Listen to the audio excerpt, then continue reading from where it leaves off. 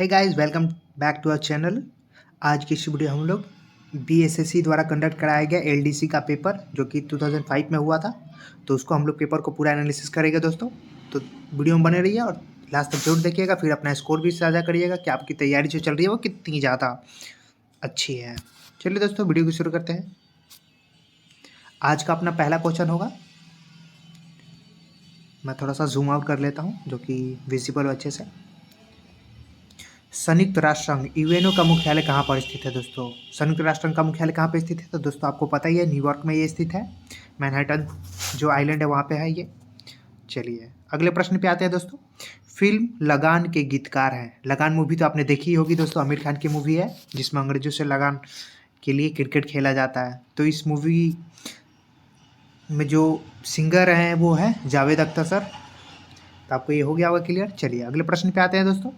छत्तीसगढ़ राज्य की स्थापना किस वर्ष हुई थी दोस्तों? छत्तीसगढ़ राज्य की स्थापना किस वर्ष हुई थी? तो ये जी हाँ दोस्तों, ये 2000 में ही हुई थी। 1 नवंबर 2000 को हुई थी।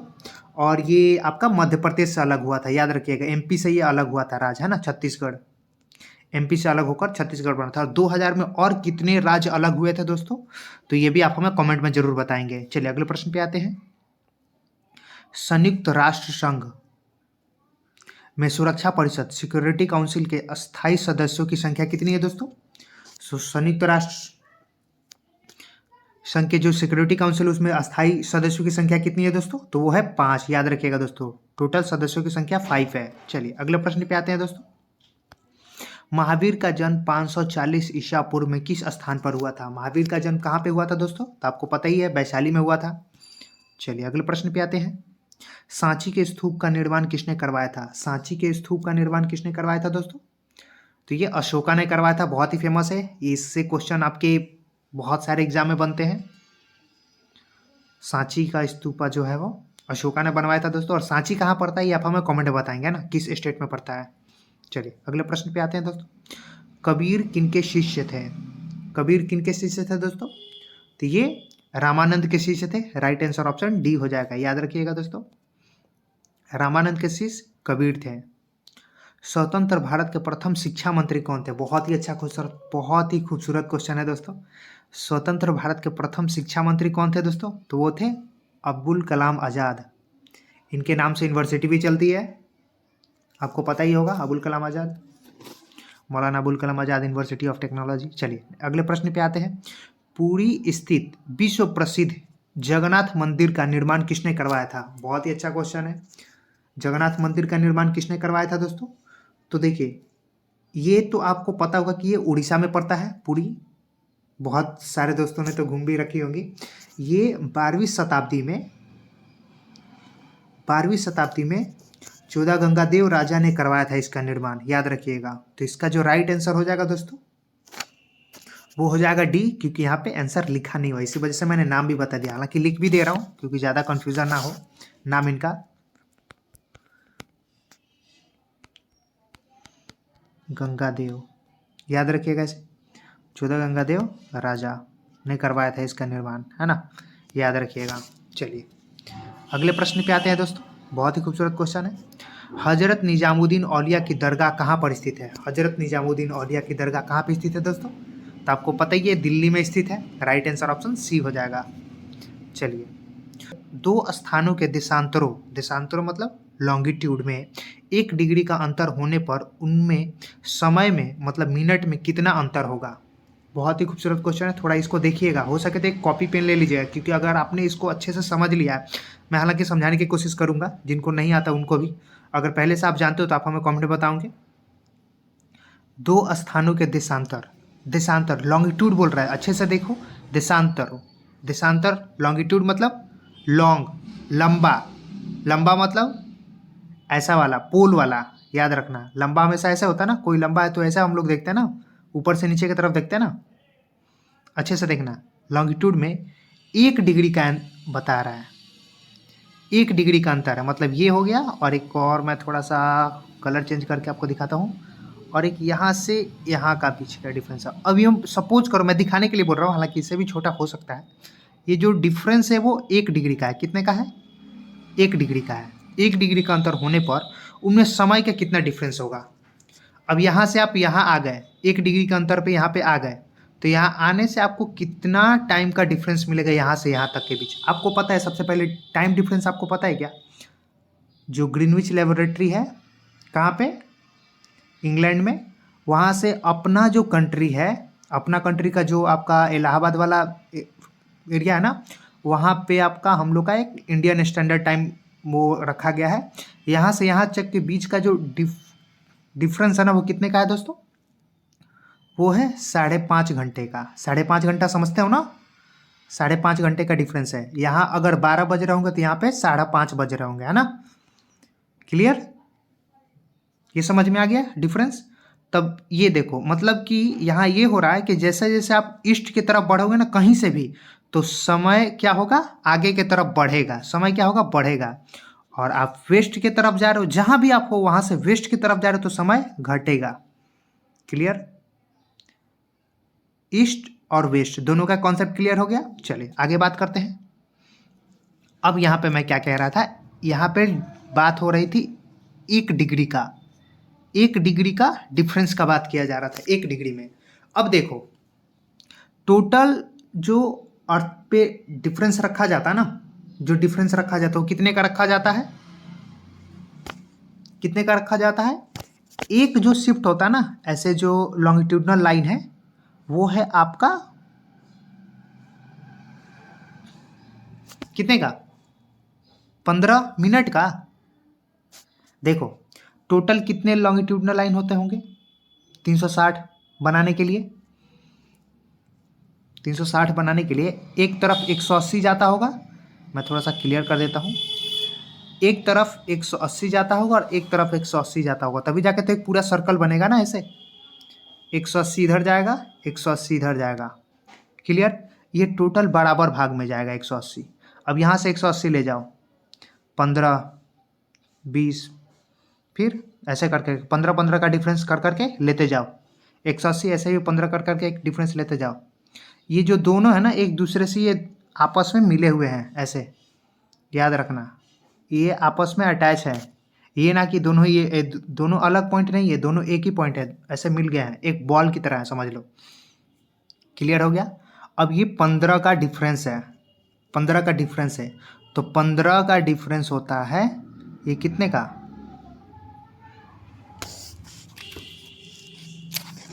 15 का डिफरेंस कितने का होता है?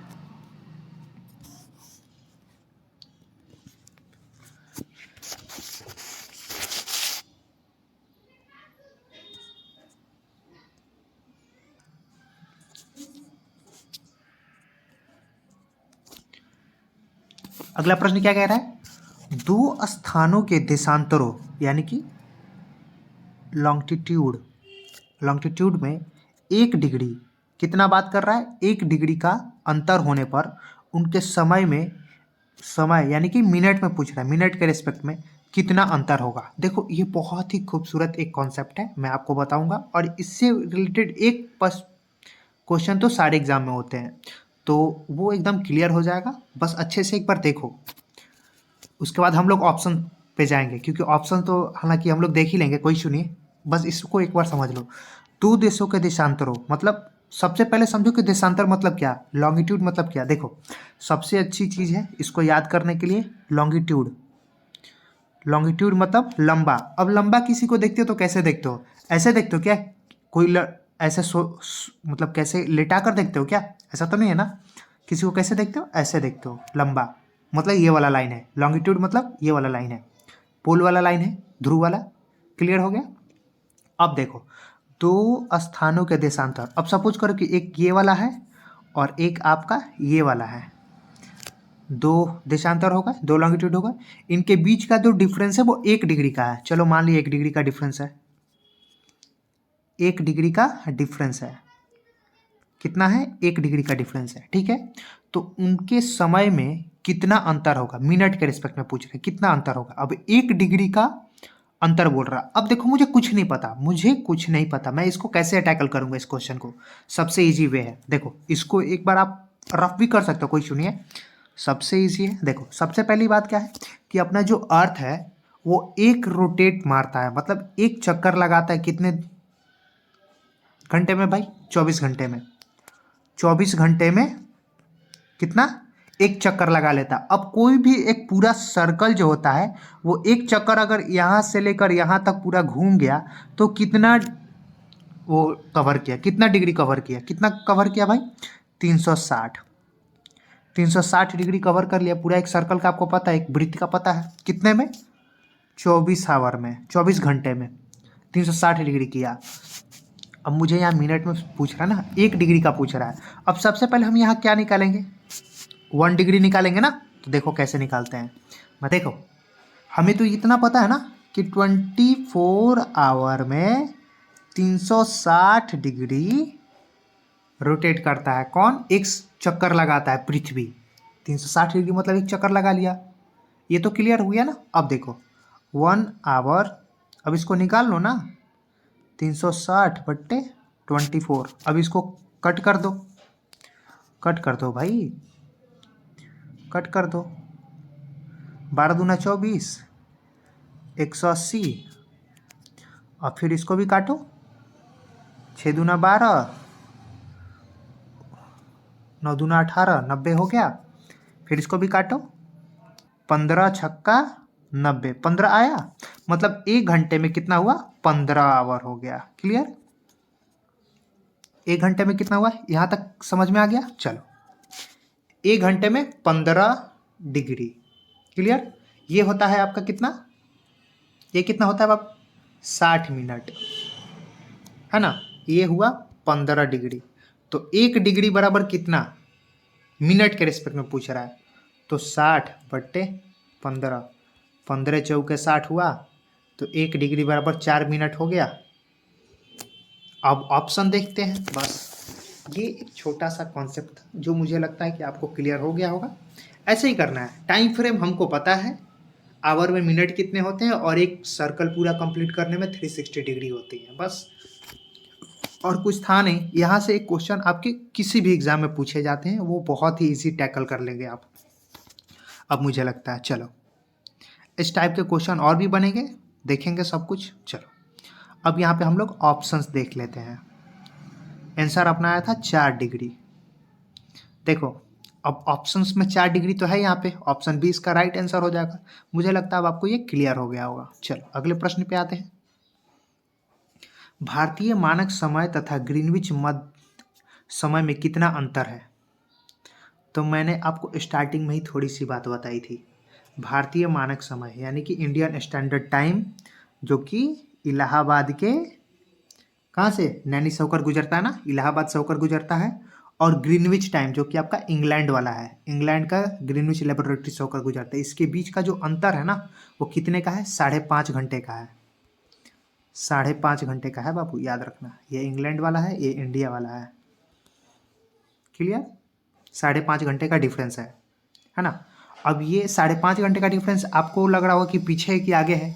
तो मैंने आपको स्टार्टिंग में भी बताई थी कि आप ईस्ट के तरफ जाओगे तो बढ़ेगा, और वेस्ट की तरफ जाओगे तो समय घटेगा। बस अब यहाँ हो, यहाँ से आप सोचोगे कि इंग्लैंड में कितना बज रहा होगा, यहाँ इंग्लैंड में कितना बज रहा होगा। तो यहाँ पे अगर 4 बज रहे होंगे तो यहाँ से 5.5 घंटा माइनस कर दो। यहाँ पे अगर 12 बज रहे हैं तो यहाँ पे 5.5 घंटा प्लस कर दो। तो यहाँ पे 5:30 बज रहे होंगे शाम को। क्लियर, चलो अगले प्रश्न पे आते हैं। भारत का लगभग पूरा क्षेत्र किस गोलार्ध में स्थित है, किस हेमिस्फीयर में स्थित है। तो आपको पता ही है भारत का जो गोलार्ध है वो कहाँ पे स्थित है दोस्तों। तो जो इक्वेटर के ऊपर वाले पार्ट, ऊपर वाले पे स्थित है ना। तो ये कौन सा पार्ट हो जाएगा, इक्वेटर के ऊपर और ईस्टर्न, नॉर्थ ईस्टर्न साइड में आता है ना, मतलब कि उत्तरी पूर्वी गोलार्ध में स्थित है। तो इसका जो राइट आंसर हो जाएगा दोस्तों, ऑप्शन बी हो जाएगा। क्लियर, उत्तरी पूर्वी गोलार्ध में स्थित है, याद रखना। हम लोग कोई भी डायरेक्शन बोलते हैं तो दोनों को कोरिलेट करके बोलेंगे, क्योंकि एग्जैक्टली कहीं एक जगह होता नहीं है ना अपने इंडिया के रिस्पेक्ट में। चलो अगला प्रश्न क्या कह रहा है, इंडिया विंस फ्रीडम के लेखक कौन है। India wins freedom, India wins freedom के लेखक कौन है दोस्तों। तो वो है मौलाना अबुल कलाम आज़ाद, जो कि इसमें लिखा नहीं है। मौलाना अबुल कलाम पहले शिक्षा मंत्री देश के, याद है ना, आज़ाद भारत के। चलो सब कुछ रिवाइज करते रहना है। निम्नलिखित में से कौन जयपुर का ऐतिहासिक महल नहीं है? देखते हैं यहाँ पे जयपुर का ऐतिहासिक महल कौन सा नहीं है भाई। देखो, हवा महल जयपुर में है, कनक वृंदावन, वृंदावन तो जयपुर में नहीं है ना, फिर जयगढ़ फोर्ट, फिर जोधाबाई पैलेस, ये तीनों आपके रहेंगे, जबकि ये नहीं होगा। तो इसका राइट आंसर ऑप्शन बी हो जाएगा। वृंदावन थोड़ी ना जयपुर में है, राजस्थान में है। निम्नलिखित में से किसे उर्दू भाषा का प्रथम ज्ञानपीठ पुरस्कार मिला था? तो किसे मिला था दोस्तों? ये मिला था फिराक गोरखपुरी को, Firaq Gorakhpuri. Right answer option D हो जाएगा। अगला है, अर्जुन पुरस्कार किस क्षेत्र में दिया जाता है? तो अर्जुन पुरस्कार आपको पता ही होगा, विराट कोहली को मिला था, फिर उसके बाद अभी पता नहीं किसको मिलेगा। ये खेल जगत में मेनली दिया जाता है ना, जो भी अच्छे परफॉर्मेंस के होते हैं खेल जगत में, कोई भी गेम हो, कोई क्रिकेट ही नहीं हो, जो भी गेम हो, है ना, तो मिलते हैं। ये जो आपका ओलंपिक जीत कराए थे उन लोगों में भी बहुत सारे प्लेयर को मिला हुआ है, तो ये सब मिलते रहता है ना खेल जगत में।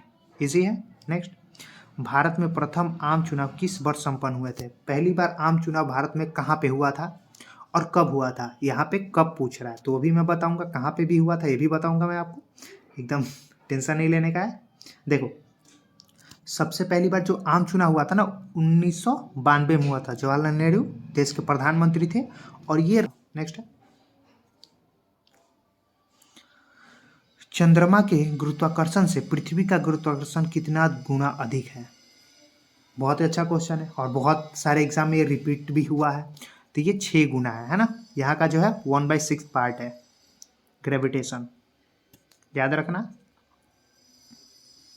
सूर्य सदैव पूरब से निकलता है, क्यों भाई? ऐसा क्यों होता है? सोचा होगा आप लोगों ने भी, बचपन में तो हम लोग भी सोचते थे यार क्यों ऐसा होता है कि इधर से ही निकलता है, इधर से क्यों नहीं निकलता है।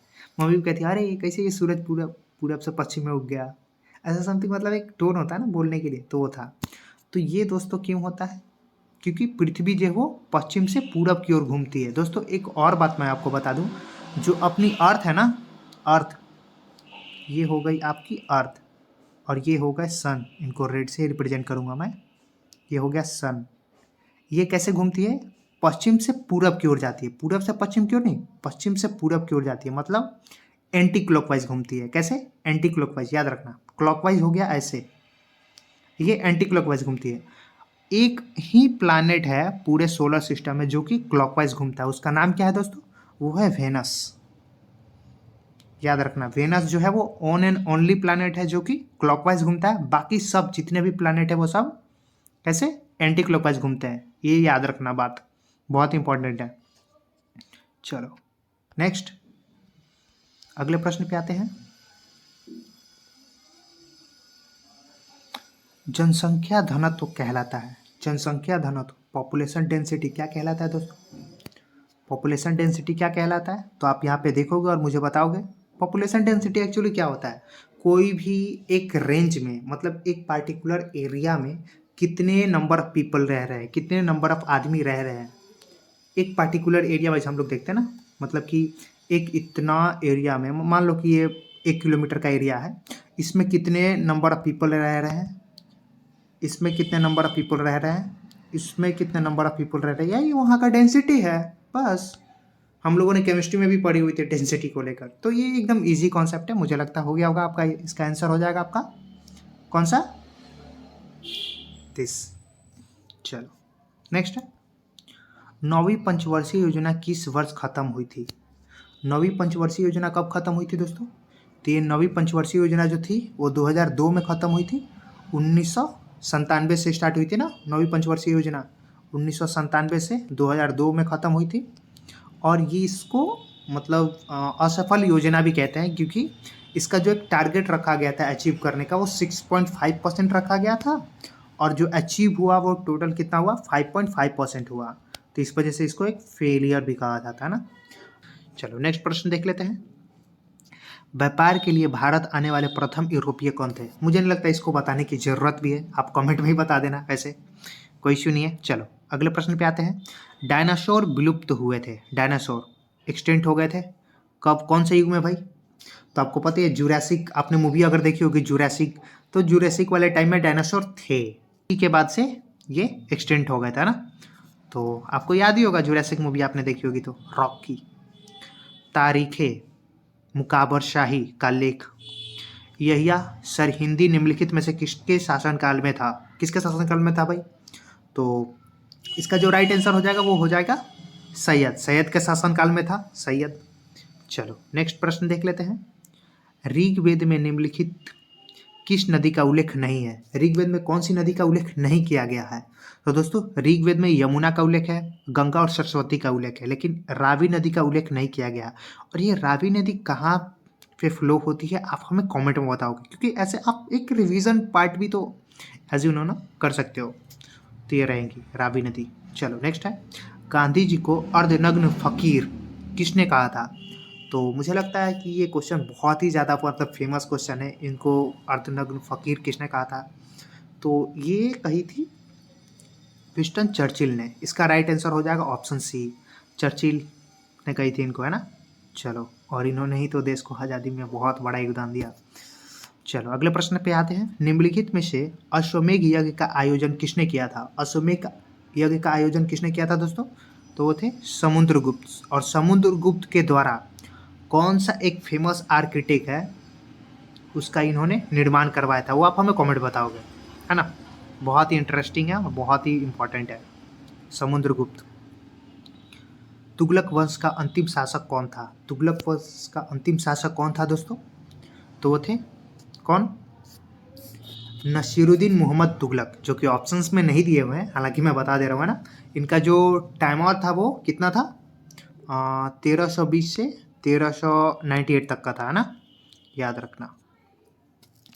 और इनका जो शासनकाल था वो दिल्ली से पालम तक था। तो इस पे एक चुटकुले भी बने थे, मतलब एक कहावत भी थी, दिल्ली था पालम कैसे ऐसा करके। अगर आपको याद होगा तो आप हमें कमेंट बॉक्स में बताओगे। और इनके टाइम का एक और मतलब फेमस फैक्ट है, जो कि बहुत ही फेमस ये कहावत है, हालांकि ये एग्जाम में भी पूछ लिए जा सकते हैं, इसी वजह से मैं आपको बता रहा हूँ कि इनके ही शासनकाल में एक आपकी एक हिजड़ा था उस समय, मलिक सरवर उसका नाम था। तो वो क्या हुआ कि जौनपुर में एक स्वतंत्र राज्य की स्थापना कर ली उसने।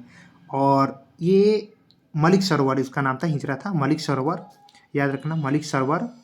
जौनपुर में इसने क्या करी थी? स्वतंत्र राज्य की स्थापना कर ली थी। और उसने किस चीज़ की उपाधि धारण कर रही थी?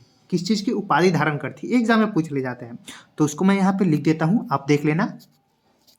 मलिकुश सर्ग,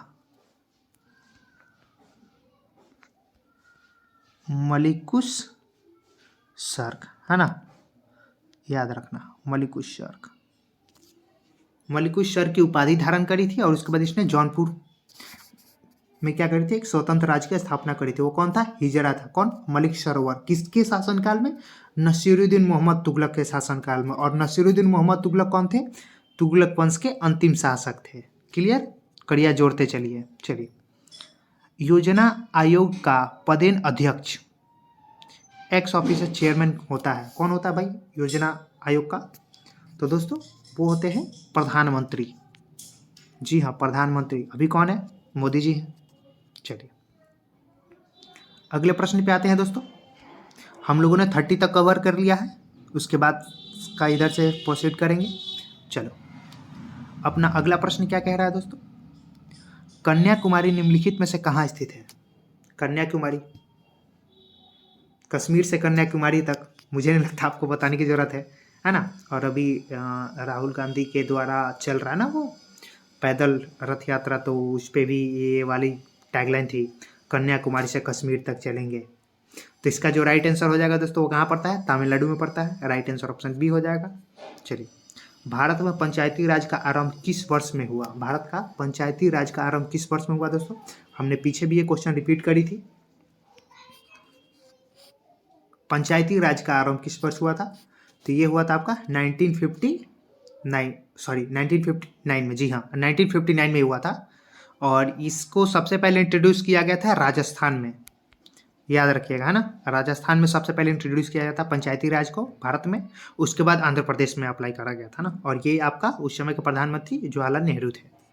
चलिए अगले प्रश्न पे आते हैं। भारत में सामुदायिक विकास कार्यक्रम कब आरंभ हुआ? सामुदायिक विकास कार्यक्रम याद रखना, है ना, एज अ होल। तो ये हुआ था 2 अक्टूबर 1952 से स्टार्ट हुआ था। 2 अक्टूबर 1952 से स्टार्ट हुआ था। मुझे लगता है ये क्लियर हो गया हो। चलिए याद रखना है, डेट भी बहुत सारे आजकल एग्जाम तो पूछ ही लिए जा रहे हैं, तो डेट भी इंपॉर्टेंट है। सार्क का 10वां शिखर सम्मेलन कहाँ हुआ था? सार्क का 10वां शिखर सम्मेलन। देखो अब ये 10वां तो नहीं पूछेगा, लेकिन अब जो रिसेंटली हुए होंगे उससे कोरिलेट करके पूछेगा, करंट अफेयर से रिलेटेड तो है, तो आपको पता होना चाहिए ना। 10वां पहला हो सकता है या फिर जो रिसेंटली हुए होंगे वो पूछ सकता है। तो ये जो हुआ था वो कोलंबो में हुआ था। इसका राइट आंसर हो जाएगा ऑप्शन सी। फिर भी जानना जरूरी है। केंद्रीय भवन अनुसंधान संस्थान कहाँ पर स्थित है? तो ये दोस्तों स्थित है रुड़की में, है ना। आईआईटी रुड़की आपने नाम सुनी होगी, तो वहीं पे स्थित है। चलो अगले प्रश्न पे आते हैं। विश्व का सबसे बड़ा महाद्वीप, लार्जेस्ट कॉन्टिनेंट कौन सा है दोस्तों? मुझे बताने की जरूरत है क्या? Asia, of course, we are from Asia, है ना। पृथ्वी का भूमध्य रेखीय व्यास किलोमीटर में कितना है? भूमध्य रेखीय व्यास पूछ रहा है ना, डायमीटर पूछ रहा है, भूमध्य रेखीय व्यास पूछ रहा है। तो इसका जो राइट आंसर हो जाएगा, बोल रहा हूँ 12,756 है ना। ये आपका हो जाएगा भूमध्य रेखीय, है ना। भूमध्य रेखीय व्यास हो जाएगा 12,756। अगर ये बात करें भूमध्य रेखीय की बजाय ध्रुवीय व्यास की, है ना, ये ध्रुवीय व्यास की बात करें तो 12,714 हो जाता। फिर आपका ये जो ऑप्शन होता वो कहीं ना कहीं एक की तरफ शिफ्ट होता, क्योंकि ऑलमोस्ट में यही है ना, इस वजह से। नहीं तो ऑप्शन ई है तो ऑप्शन ई तो है नहीं। चलो कोई इशू नहीं है, याद रखना। मैंने दोनों आपके सामने रख दी। और आपको पता ही है जो पृथ्वी है वो कितना 23.5 डिग्री से झुका हुआ है ना। अपना जो मूल एंगल है वहाँ से, ये मान लो कि इसका मूल है, ये हो गया मूल। तो यहाँ से यहाँ तक का जो इसका शिफ्टिंग है वो 23.5 डिग्री का है, याद रखना। ये भी इंपॉर्टेंट क्वेश्चन बन जाएगा। चलो, डीसीएम ट्रॉफी किस खेल से संबंधित है? डीसीएम ट्रॉफी किस खेल से संबंधित है दोस्तों? तो ये फुटबॉल से संबंधित है, याद रखना डीसीएम ट्रॉफी। चलो अगले प्रश्न पे आते हैं।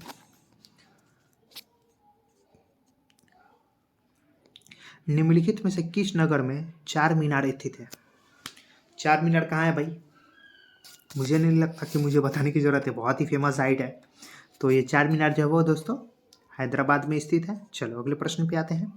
रेगिस्तान में वन रोपण में बांधा है क्या? अगर रेगिस्तान में जा रहे हो आप, वहाँ पे वन रोप रहे हो, मतलब वन मतलब कि कोई बीज वीज छीड़ दिया, ऐसा समथिंग। वन का क्या मतलब होता है? जहाँ पे बहुत सारे, मतलब जो दो पौधे का बीच का गैप जो रहे वो बहुत ही मिनिमम रहे, बहुत ज़्यादा एक ही जगह पे हो रखे। तो ये सब वन हो गया ना। बोलता हूँ ना कि वन में मत जाओ, वन में सांप उप काट लेगा, ऐसा समथिंग होता है ना। तो ये सब वन हो गया, फॉरेस्ट हो गया। हाँ, और फिर आपका जो फुलवारी होता है ये सीरीज वाइज बहुत हाई अच्छा डिस्टेंस पर होता है, तो ऐसा समथिंग होता है ना। ये सारी चीज़ें आपको याद मतलब ध्यान रखनी होगी। चलो, तो इसके पीछे का रीजन क्या होता है एक्चुअली? तो वहाँ पे बारिश, अब रेगिस्तान है तो ऑफकोर्स वहाँ बारिश तो होगी नहीं, बारिश है तो कम ही ना। जहाँ पे बारिश अगर होने लग जाए वहाँ के, तो बात ही नहीं रह जाए कि वो रेगिस्तान रहे। तो इसका जो राइट आंसर हो जाएगा ऑप्शन ए हो जाएगा। कॉमन सेंस की बात है। चलो, जल प्रदूषण का कारण क्या है? जल प्रदूषण का कारण क्या है भाई? ये बहुत ही मतलब एक मेजर अभी इशू चल रहा है, जल प्रदूषण। क्योंकि बहुत सारी चीज़ें हम लोग क्या कर रहे हैं, नाले नदियों के माध्यम से बहुत सारा अपने साइड का जो गंदगी है वो जाकर एक तरफ एक बड़े सा समुद्र में। अभी तो आपका ऑयल भी बहुत जगह पे लिको कर रहा है। अभी आपका COP27 चल रहा है, और वहीं पे जो मिस्र के साइड जो ब्लैक सी है वहाँ पे करके कुछ पेट्रोलियम से आपका लीकेज हुआ, तो जिस वजह से जो बहुत ही बल्क मतलब अमाउंट में अंदर की तरफ पॉल्यूशन जा रहा था, है ना। मतलब पॉल्यूटेड हो रहा था ये वाटर ओशियन वाला। तो जिस वजह से बहुत ज़्यादा डिफ़िकल्टीज होती है अंदर जो स्पीसीज हैं उनके लिए भी सर्वाइवल में प्रॉब्लम होती है, और हमारे लिए भी कहीं ना कहीं ये बहुत ही ज़्यादा हार्मफुल रहेगा, है ना। और इन्वायरमेंट को भी रहेगा। तो इस वजह से ये बहुत ज़्यादा मतलब एक मेजर इशू बनते जा रहा है आगे चलकर। और ये पता नहीं अभी COP27 तो 18 को ख़त्म, मतलब आज तो ख़त्म ही होने वाला है, तो पता नहीं क्या डिसीजन होने वाला है, वो तो अब पता चलेगा शाम तक। चलिए दोस्तों, इसका जो राइट आंसर हो जाएगा ऑप्शन डी हो जाएगा। मैं थोड़ी सी फॉलो में बहक गया था, कोई इशू नहीं। चलो, सॉरी फॉर दी। मुद्रास्फीति के समय कौन सा वर्ग लाभ में रहता है? देखो, मुद्रास्फीति इन्फ्लेशन, आप समझोगे मुद्रास्फीति अभी का अगर समय देखा जाए, महंगाई बढ़ रही है और पैसे का दाम लगातार घट रहा है, तो ये भी इन्फ्लेशन है। ये भी इन्फ्लेशन है, ऑफकोर्स ये इन्फ्लेशन है ना। अब ये जो महंगाई होती है ना दोस्तों, ये महंगाई जरूरी भी होती है। बहुत मतलब वो उस पे ज़रूरी भी होती है, और बहुत ज़्यादा भी नहीं, बहुत कम भी नहीं, है ना? इसको बैलेंस वे में रखा जाता है। इसके लिए तो इकोनॉमिक्स, ऑफ कोर्स इकोनॉमिक्स बहुत ज़्यादा मतलब इसको लेकर वो करते हैं ना, तो ये ऐसी मतलब एक सिचुएशन होता है, एक ऐसा मतलब टाइम होता है जहाँ पे आपको पता ही, मैंने कही कि जो प्राइस है वो गिर जाएगा, है ना, पैसे का, और फिर आपका वो जो कीमतें वो बढ़ने लगती है। अभी आप तेल खरीद रहे होंगे और पहले के तेल के कंपेरेटिवली जो प्राइस देख रहे होंगे बहुत ज़्यादा डिफरेंस आ गया है। गैस, दिस मतलब ये सारी चीज़ें लगभग रही हैं। तो ये कहीं ना कहीं इन्फ्लेशन का बहुत ही मतलब एक मेजर है, और सबसे बड़ा इसमें जो फ़ायदा होता है वो व्यापारिक होता है। इस वजह से तो देश के जो अमीर है वो अमीर होते जा रहे हैं, और गरीब गरीब ही होते जा रहे हैं। तो ये इन्फ्लेशन अपने देश में अभी एक टाइम चल रहा है जो कि बहुत ही बुरा वक्त माना जा सकता है ना। इससे कैसे ओवरकम करते हैं वो तो जो डिसीजन मेकर हैं वही कुछ फैसला ले सकते हैं, और नहीं तो हम लोग अपनी तरफ से जो अपना चल रहा है अपने मतलब जो सोर्स ऑफ इनकम है उसको बढ़ाएं। तो ये कहीं ना कहीं ऑप्शन हो सकता है जो हम लोग अपने आप को बैलेंस रख सकते हैं। मतलब एक के ऊपर डिपेंडेंट होकर हम लोग शायद ये ना कर पाएँ, इसको टैकल ना कर पाए अभी के समय में। तो ये बहुत ही मतलब एक समय है, होप कि बहुत जल्दी ये सब कुछ सही हो जाए। चलो, भारत में इस्पात का प्रथम कारखाना कहाँ स्थापित किया गया था? बहुत इंपॉर्टेंट क्वेश्चन है। अब देखो, इस्पात हो गया, और भी बहुत सारे ऐसे कारखाने रहे हैं जिससे रिलेटेड एक प्रश्न पूछ लिए जाते हैं एग्जाम में, तो उसको भी आपको देखना होगा। ये हो गया सबसे पहला जमशेदपुर में, क्योंकि यहाँ पे सोर्स देखे गए थे ना। आपको पता ही है कि 1907 में हुआ था, और मुझे ये बताने की ज़रूरत नहीं है, उस समय जमशेदजी टाटा जी थे। चलो, उत्पादन की दृष्टि से भारत का प्रमुख खाद्यान्न है। उत्पादन की दृष्टि से बात कर रही है ना, तो इसका राइट आंसर हो जाएगा ऑप्शन सी। चलो नेक्स्ट, जापान की मुद्रा का नाम क्या है? बहुत ही इंपॉर्टेंट, और यहाँ पे फंसने वाले भी है। जापान की मुद्रा का नाम क्या है? चलो, इसका राइट आंसर क्या हो जाएगा दोस्तों? ऑप्शन ए हो जाएगा, येन बोला जाता है उसको, येन। डॉलर यूएसए का है, पाउंड किसका है? इंग्लैंड का है, याद रखना। और लीरा हमको बताओ आप कमेंट करके कि लीरा कहाँ का मुद्रा है। चलो नेक्स्ट, योजना आयोग कब गठित हुआ था? योजना आयोग कब गठित हुआ था दोस्तों? तो योजना आयोग जो गठित हुआ था वो 1950 को इसका गठन किया गया था, योजना आयोग का 1950। उस समय of course Jawaharlal Nehru prime minister थे। निम्नलिखित में से कौन सी नदी भूमध्य रेखा यानी कि इक्वेटर को 2 बार पार करती है? कौन सी नदी है भाई? कौन सी नदी है जो 2 बार पार करती है भूमध्य रेखा को? इक्वेटर को कौन 2 बार क्रॉस करती है? कौन सी ऐसी नदी है? बहुत इंपॉर्टेंट क्वेश्चन है। तो दोस्तों वो हो जाएगा कॉन्गो। अब ये कॉन्गो कौन से देश में स्थित है वो आप हमें कमेंट में बताओगे, है ना। मतलब मैं 2 नदियों की बता सकता हूँ कि वो सेम कॉन्टिनेंट में है ना, सेम देश में है, तो आप हमें बताओगे। सेम देश नहीं, सेम कॉन्टिनेंट कहूँगा। चलो अगले प्रश्न पे आता हूँ। दादा साहेब फाल्के पुरस्कार किस क्षेत्र में दिया जाता है? दादा साहेब फाल्के पुरस्कार किस क्षेत्र में दिया जाता है दोस्तों? तो ये सिनेमा के क्षेत्र में दिया जाता है दादा साहेब फाल्के पुरस्कार। और रिसेंटली किसको दादा साहेब फाल्के पुरस्कार मिला था वो आप हमें कमेंट में बताओगे, क्योंकि करंट से भी क्वेश्चन बन जाते हैं। चलो, भारत कोकिला नाइटिंगेल ऑफ इंडिया के नाम से कौन प्रसिद्ध है दोस्तों? तो मुझे नहीं लगता ये बताने की ज़रूरत भी है मुझे, ऑफ कोर्स, है ना। इसका राइट आंसर ऑप्शन सी हो जाएगा, लता मंगेशकर। भारत की कोकिला। भारत की कुल जनसंख्या वर्ष 2001 की जनगणना के अनुसार कितने करोड़ है? अब ये 2001 बोल रहा है, तो हम लोग याद करेंगे 2011 से, है ना। 2011 के अकॉर्डिंग कितना है दोस्तों? तो आप हमें कमेंट में बताओगे। यहाँ पे जो 2001 के अकॉर्डिंग है वो कितनी है दोस्तों? 102 पॉइंट समथिंग है, लेकिन 2011 के अकॉर्डिंग बात की जाए तो 121 समथिंग के अप्रॉक्स, है ना। 121 करोड़ के अप्रॉक्स माना जाता है ना, 121 122। तो होप शो आपको ये वीडियो कैसा लगा दोस्तों, आप हमें कमेंट बताओगे, और अच्छा लगे तो प्लीज़ लाइक करिए यार, और अपने दोस्तों के साथ शेयर भी कर सकते हो जिनको ये नीडी हो, क्योंकि इसमें मैंने बहुत सारी नई नई चीज़ें भी बताई हैं जो कि आप सीख सकते हो, है ना। और दोस्तों अगर आपको इस चैनल से जुड़ना हो, आगे ऐसे वीडियो चाहिए, तो प्लीज़ आप इस चैनल को सब्सक्राइब कर सकते हैं, और बेल आइकन को दबाकर आप अपने आप को अप टू डेट रख सकते हैं। मिलते हैं दोस्तों अगली वीडियो में, तब तक के लिए जय हिंद।